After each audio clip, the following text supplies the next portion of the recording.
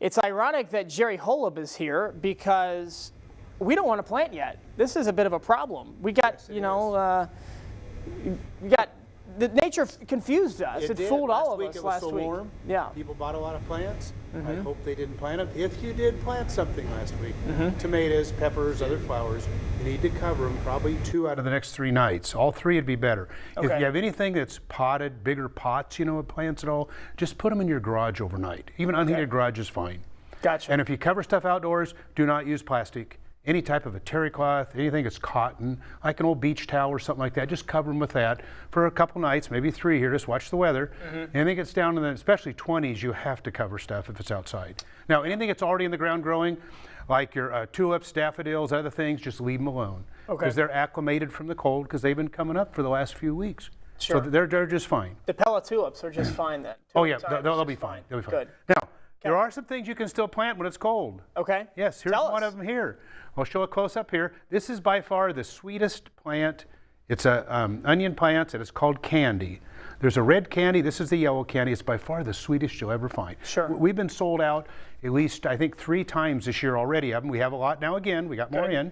And you can do seed potatoes. I brought some in a little box here to show you. This one's called banana. It's a real sweet one. Nice. And this one here you can plant them now because, see, these items you plant either in the ground or underground, and the ground's warm enough, it'll be fine with the weather. Now, soil temps are warm enough. yes, I brought these along just as a teaser.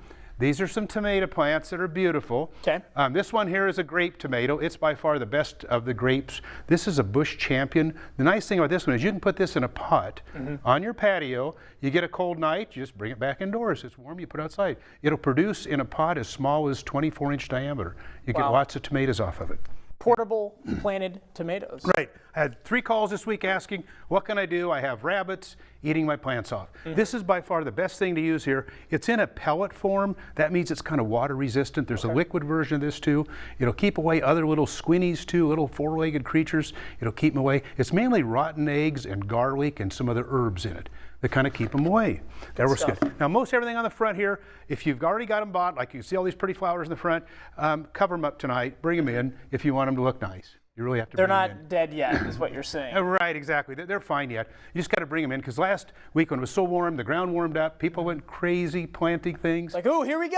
I know, spring's already here. And it was so a teaser. fast. Right, it was a teaser that way too. It was. Now, if you do happen to forget with your plants, you leave some out, get out early in the morning. If you use some water on them, that's what they do down in Florida down there to get things that are thawed out. Just use some water, sprinkle some water on there. Usually when the sun, just water out of the, out of your faucet. It's usually 50-degree water. Use that, that'll get the frost off. That'll help you too that way too. If you forget something real quick. All right, Jerry. Thanks so much. Always a pleasure.